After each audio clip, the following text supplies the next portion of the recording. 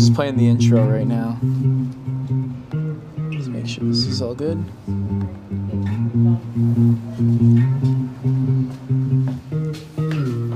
Testing.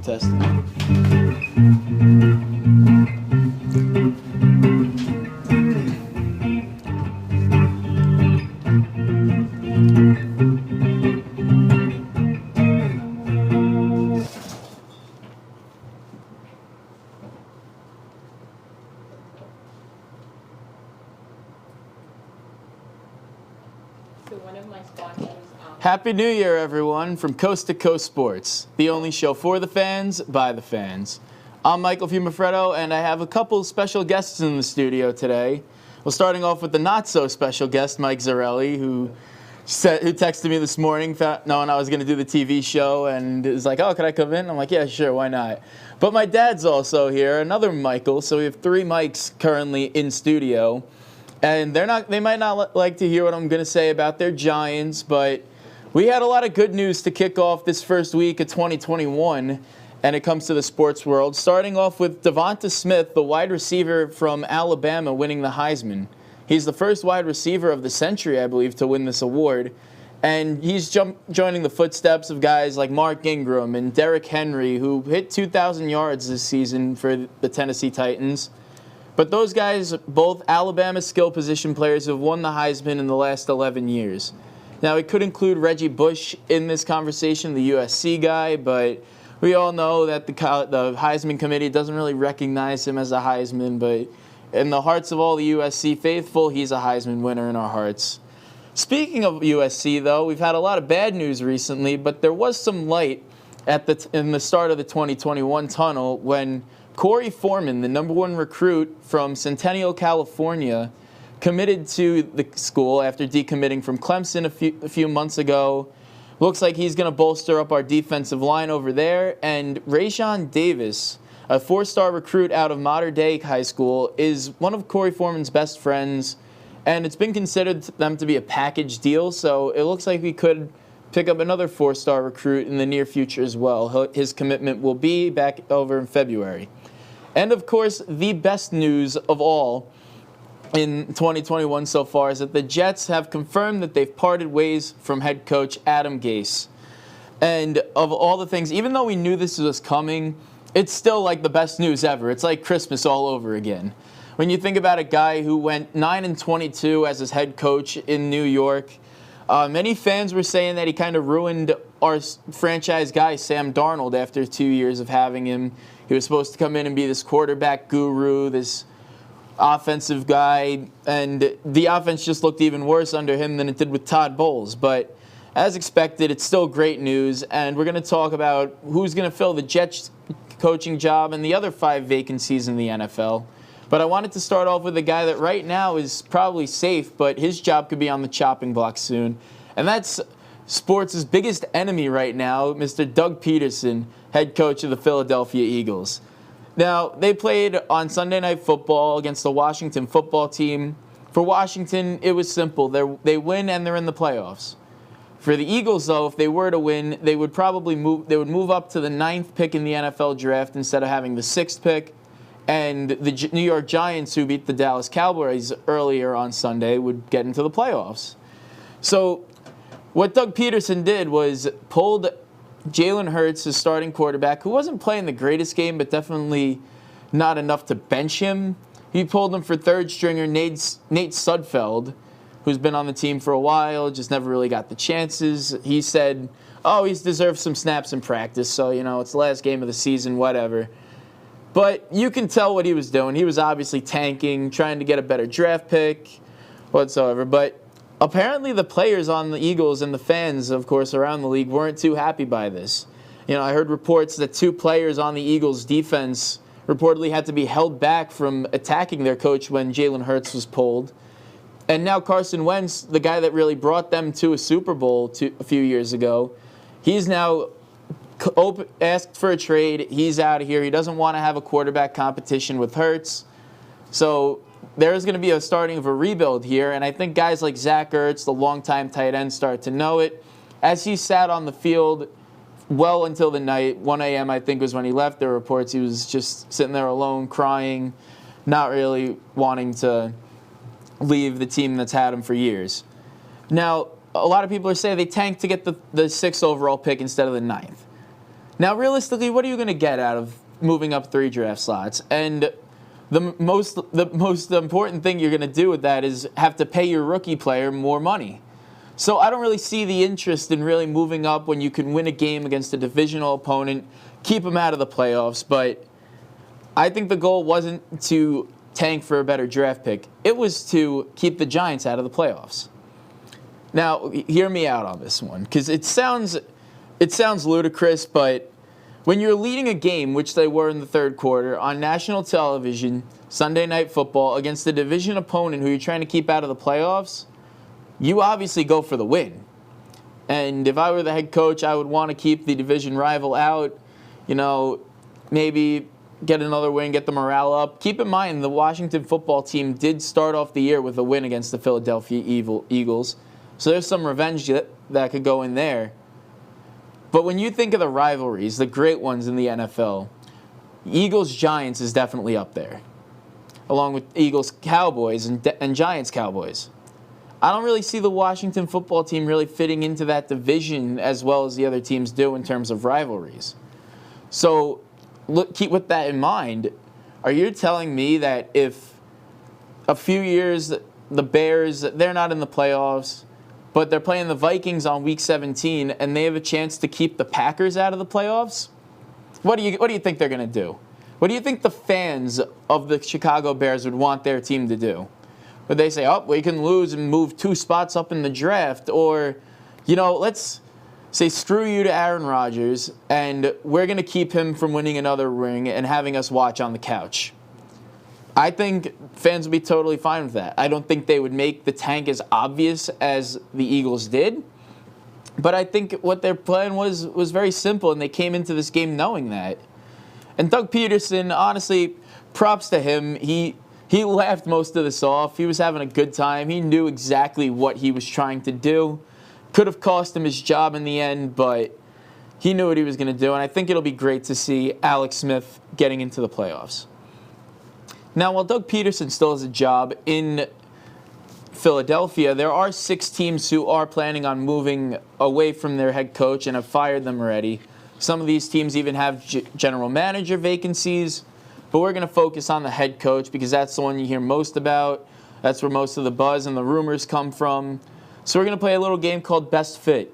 And I'm going to go through the 6 head coaching vacancies, and I'm going to tell you who's going to be the best fit for each of those.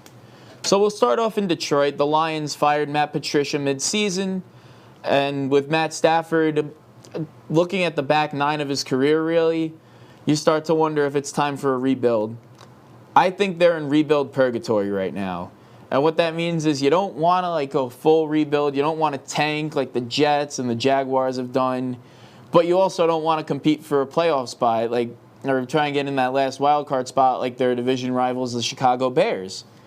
Now that just messes you up for draft position. You're not going to get the best picks. You're not going to get the most offerings. You're going to have to spend a lot of money on free agents to bolster your team. But I think Detroit's in that spot, and it really has to do with Matt Stafford.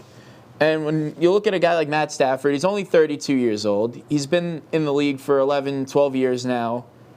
And he's just been one of your franchise's best players, one of their most notable quarterbacks, one of the most beloved players in franchise history. And with that said, you don't really want to move on from a guy. You kind of want to do a little draft and stash.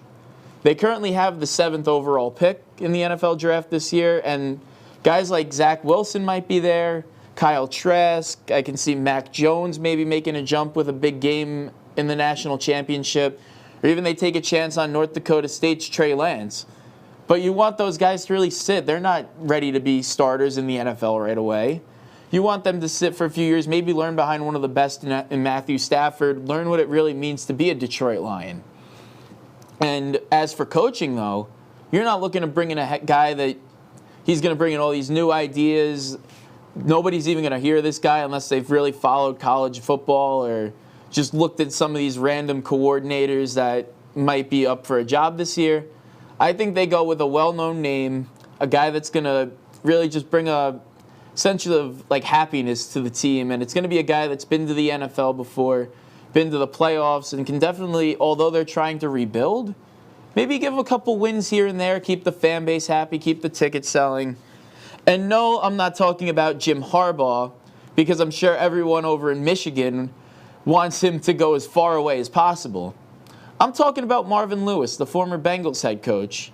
I've heard reports he's trying to come back. The Detroit Lions have shown interest in him.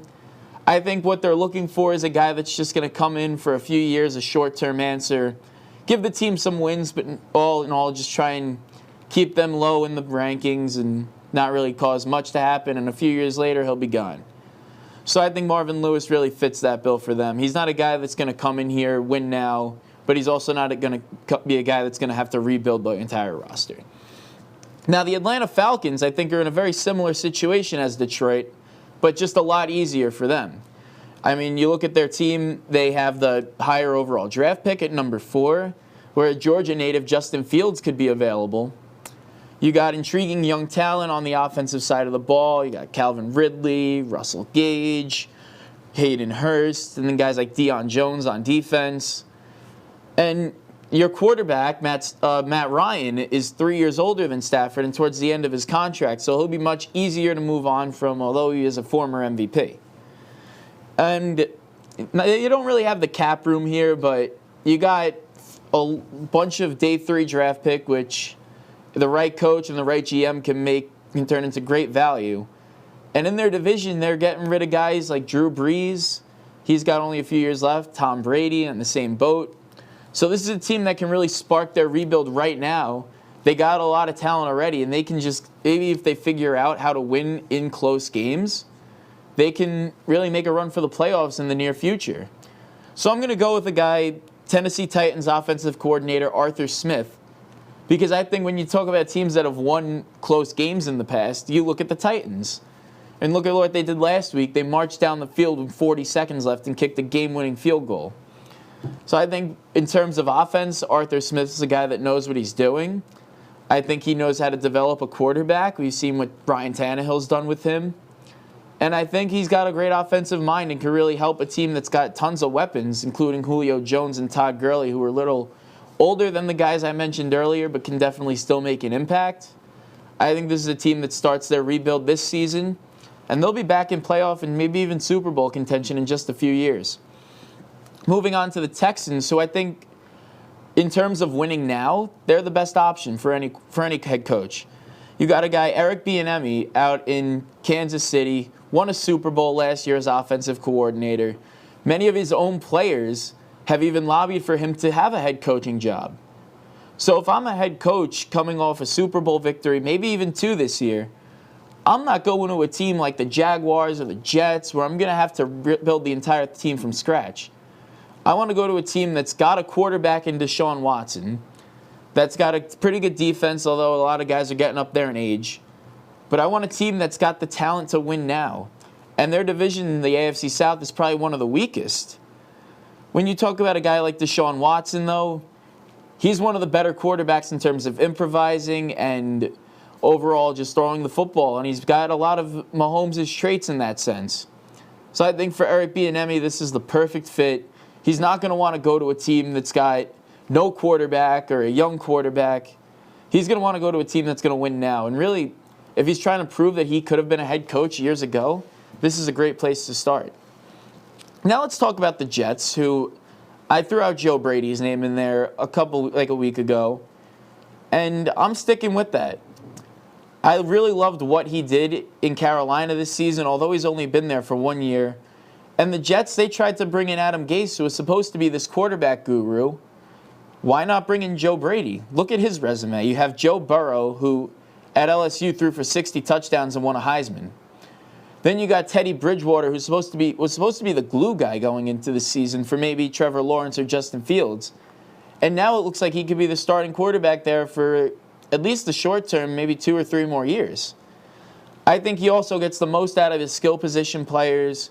It's always the tough task when Christian McCaffrey, your number 1 running back, goes down, and you got to involve guys like Mike Davis, who had a great year, Curtis Samuel and DJ Moore at the wide receiver positions. I think those guys will get a lot out of him. He gets a lot out of those guys, so expect to see players like Denzel Mims, who he drafted last season, Braxton Berrios, who's been a solid wide receiver and punt returner this year, and even guys like running back Ty Johnson and Chris Herndon can see a spike in their production as well. And right now the Jets haven't talked to Joe Brady yet. I expect they might, but I think when you talk about a team coming from New York, you want the most flashy hire. You want the best guy. You want the Eric Bieniemys, the Jim Harbaughs, even the Urban Meyers if he's available. So although Joe Brady won't be the flashiest hire, he's definitely the smartest one for them. And let's be honest here. When was the last time we've seen the flashiest coach really come in and change the team? It's always been the McVays. It's been the Matt LaFleurs. It's been the Mike Vrabels. It hasn't been the Mike McCarthys like we saw in Dallas this season. So just keep that in mind. Now, a team that does want to start their rebuild now is the LA Chargers. And I talked about all these young guys that are coming in. I said Matt LaFleur came in, Mike Vrabel as well. I think LA goes with a guy that comes out of college this year. And PJ Fleck is obviously the top name that comes to mind. He's a 40-year-old offensive mind, head coach in Minnesota. And you're just looking for a guy that's going to come in. You could take a chance on him. You got step 1 and 2 of the rebuild already done. You got your quarterback, Justin Herbert. You got a few more years before you can really contend in your division. You got talent on both sides of the ball. You got the chance to just take a shot on a college guy. If PJ Fleck isn't the answer in 1 to 2 years, you move on, and you're still loading up your team for the next coach to really come in, and then maybe you start a win now. Kind of what the Falcons are going to do, but just younger and probably more likely to happen in the recent future. A guy like Iowa State's Matt Campbell also comes to mind, but I think Fleck is the right choice here and can really get the most out of Justin Herbert, who had a great year and should win Rookie of the Year. And finally, the one you've all been waiting for, the golden ticket, the Ferrari of all rebuilds, the Jacksonville Jaguars. I mentioned LA's got steps 1 and 2 complete.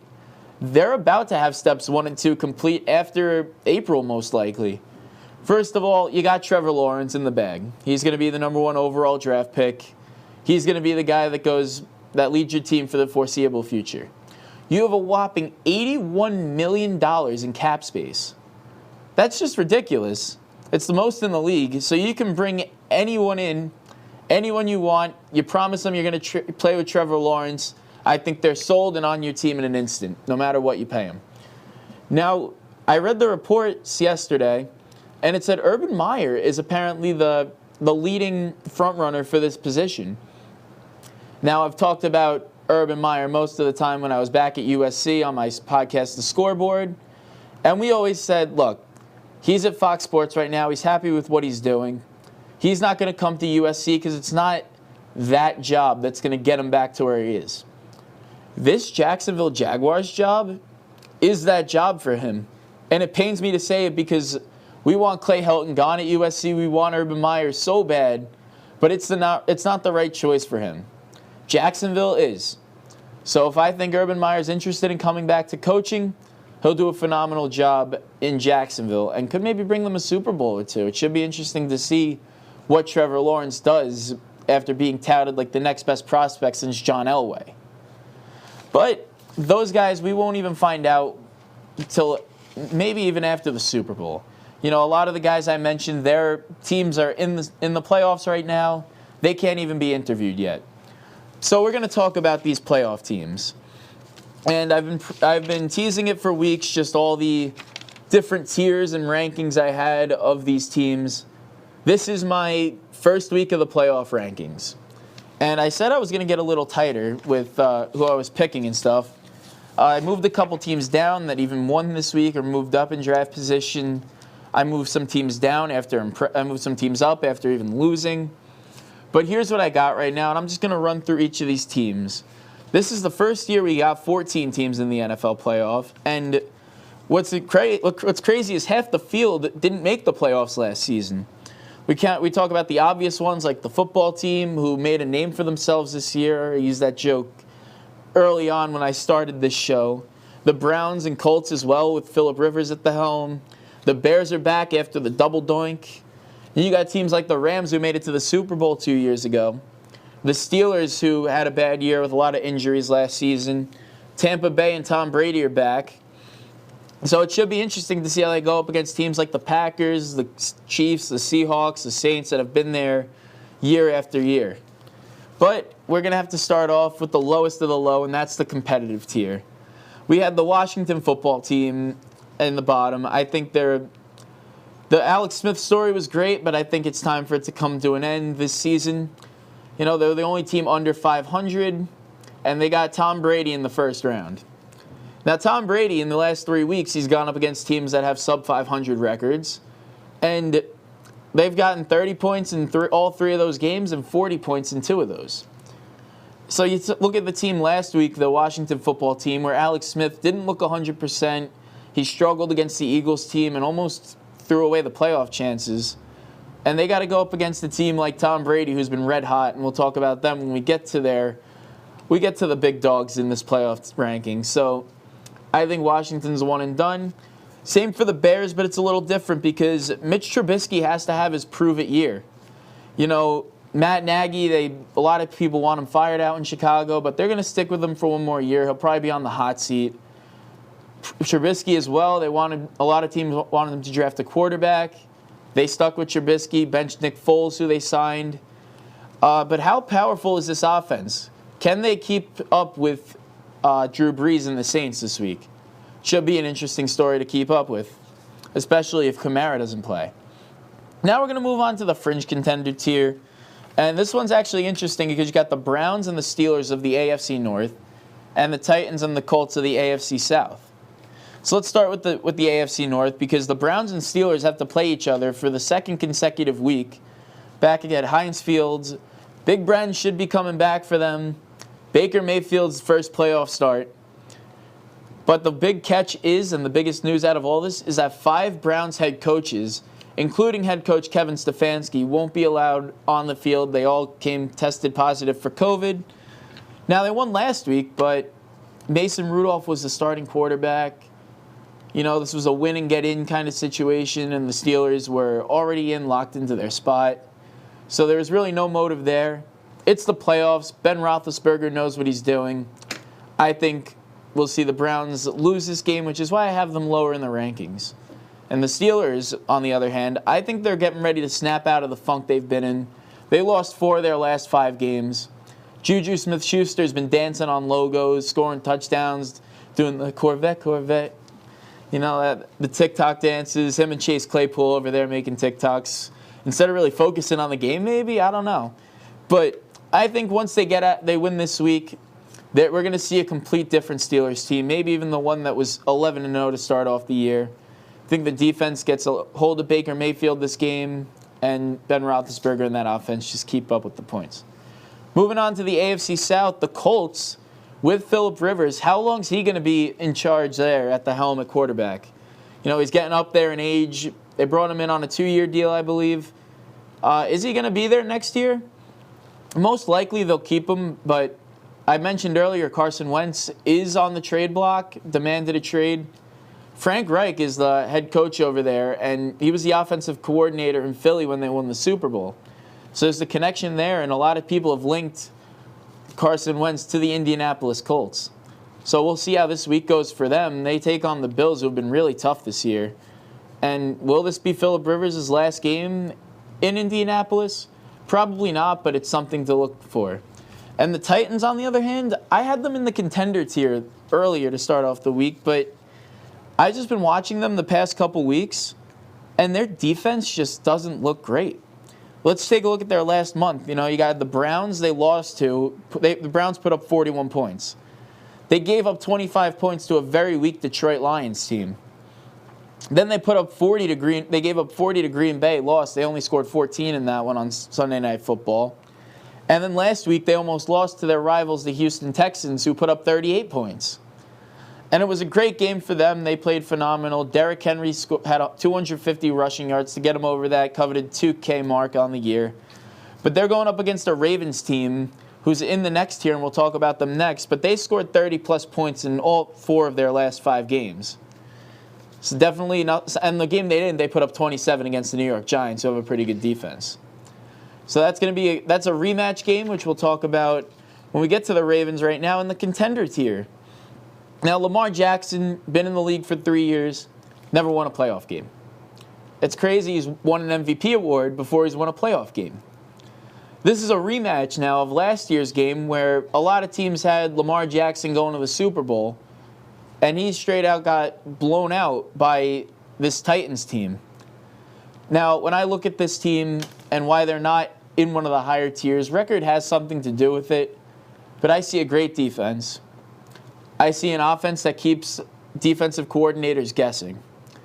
The one flaw is that I don't know what Lamar Jackson's going to do in the playoffs.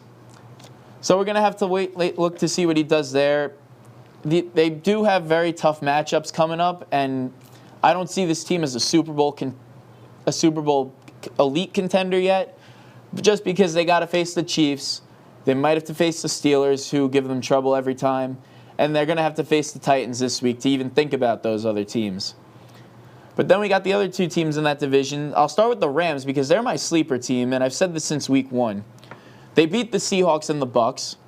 They got guys like Aaron Donald and Jalen Ramsey, who in any given season could be in contention for the Defensive Player of the Year award. And when this offense is on, they're one of the best in the league.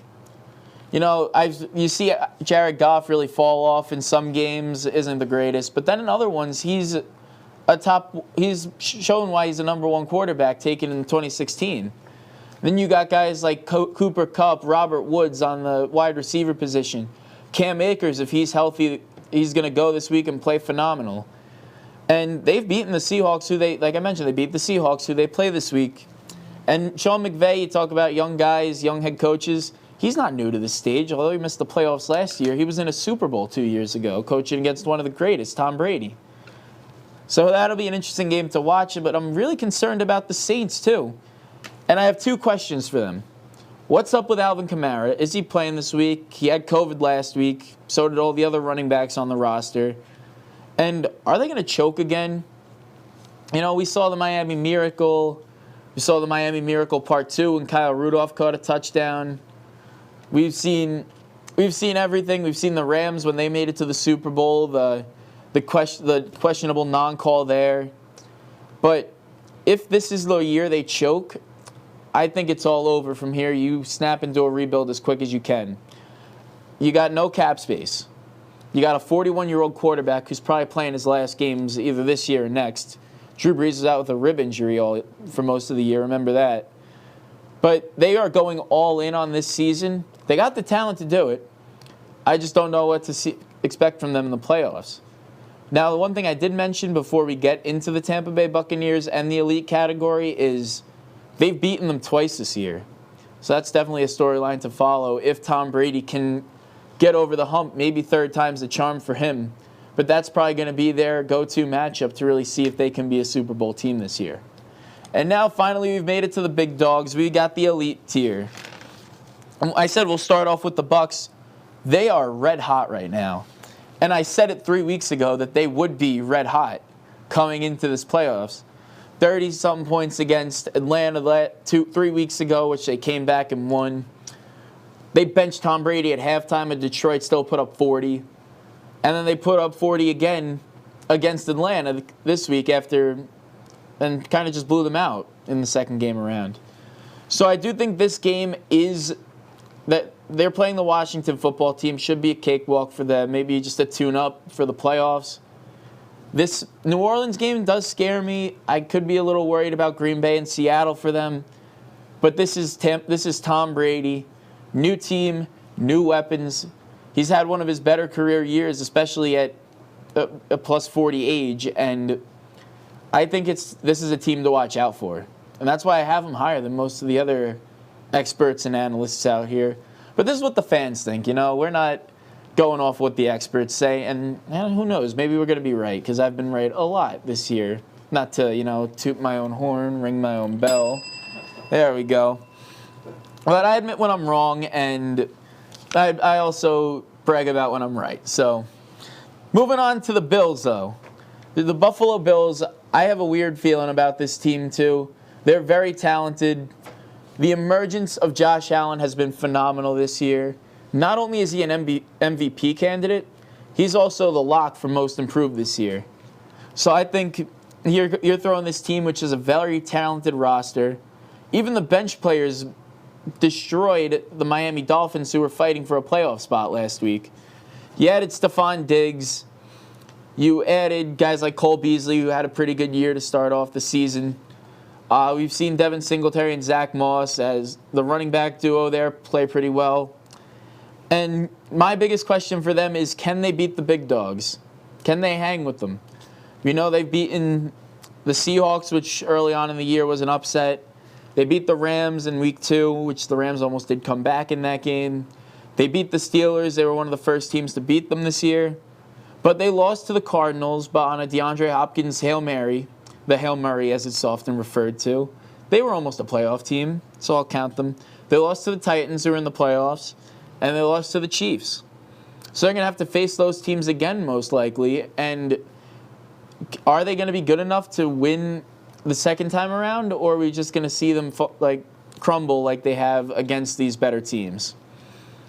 Speaking of the Seahawks, though, their biggest question is what Russell Wilson will we see? Will we see the 5-touchdown-a-game Russell Wilson, MVP candidate Russell Wilson? Or will we see the rainy Seattle, not going to put up any points Russell Wilson? The defense really hasn't been the greatest this season, nothing like the Legion of Boom days. But they've held their own as the season went on, but still very weak. So against the Green Bays and the Tampa Bays of the world, you're going to have to put up a lot of points. So we'll see what Russell Wilson we get. I think the Rams game is probably going to be their toughest, to be completely honest. And if they get over that hump, it should give them a lot more momentum. And I don't know. I can see this team either going really far or losing in the first round. But the Chiefs, on the other hand, this team's going to the Super Bowl, or at least the AFC Championship game. They're on their quest to repeat. It's very hard to do in this league, and we've seen teams crumble when they get towards the end of the Super Bowl. At least it's very hard to repeat. The only one that really has done it is Tom Brady, and that was years ago. But Mahomes is going to repeat as MVP, although he has looked very sloppy as the season's gone on. Maybe the Super Bowl hangovers start to kick in. Maybe he just thinks he's so invincible that he can just throw it up and Tyreek Hill will be there to catch it. But we don't know, and I think we'll see a very good team out of them. All the stars were rested last week. Chad Henne started his first game in 6 years just to give Mahomes a rest. And then you see they have the first-round bye. So Mahomes had 2 weeks to prepare, 2 weeks to rest, get his mind straight. This is a team that's going to go far in the playoffs. But the team I think that has the best chance to win is the Green Bay Packers. And it's because of one guy, or two guys, and I'll start off with Aaron Rodgers. Aaron Rodgers is on a mission. He was mad after the draft when they didn't take a wide receiver, which many people thought they did. They took A.J. Dillon, although they really didn't need a running back. They went and took Jordan Love in the first round, quarterback out of Utah State, to really come in and be the successor to the throne. Now, when you're Aaron Rodgers, who just got paid a 5-year contract, you're going to sit there and think, oh, well, they just want to get rid of me in the next 2 years and bring in this young guy. No, I'm going to go out there and show off. I'm going to play the best football of my career. I'm going to be an MVP candidate. I'm going to throw more touchdown passes to Davante Adams than I'm going to let my kicker, Mason Crosby, kick field goals. And that's a true stat. Davante Adams had 18 touchdown catches this year. Mason Crosby went 16 for 16 on field goals. So, this offense is probably one of the best in the league, if not the best. And I think we're going to see a playoff Rodgers that's been to a Super Bowl before. They did lose a very upsetting game to the 49ers in the NFC Conference Championship game this year. But I expect them to really get back to that position or maybe even make the Super Bowl. And with that said, that's all 14 teams that are going to be into the playoffs. We've been going on for a while now, so I'm just going to go through the bracket real quick, and I put it together. Here we go. Now, Mike was over here looking over my shoulder while I was taking the notes, and he thinks I'm ridiculous, like he normally does when he's thinking about my show. He said the same thing about USC. I told him to be careful about betting against the Jets in his pool, and of course he put the Rams. So definitely said about that one, but the Jets had to get a win somewhere. Start off at the top. You got Bills-Colts. I think the Bills win this one easily. Like I said, the Steelers will probably win there, so they'll play. The Ravens get their revenge from last season. They beat the Tennessee Titans, and they'll have to face off against the Chiefs in round 2 as the lower seed goes and plays the highest seed in each division. Moving on to the NFC, though, Saints should handle the Bears pretty easily. Same with the Buccaneers. And here's my first biggest upset of the bracket. I think the Rams, who beat the Seattle Seahawks early on in the season, they got Goff coming off some rest, maybe fixed his finger. They're playing in Seattle, but I could see a Rams upset here. And, I'm just going to go with it. So they'll face the Packers in round 2. Going on to the divisional rounds, Chiefs-Ravens, give me the Chiefs. I think Lamar Jackson, this team's just not as good, and the Chiefs have been here before. They know what to do. It'll be a lock for them. Steelers-Bills, though. I think after beating the Browns, the Steelers find their snap out of it, like I said. They take on an inexperienced Bills team in the playoffs. And I think they handle them pretty well. The defense can still snap out of it, come back to where they were. And Ben Roethlisberger, Super Bowl champion, he knows what he can do here.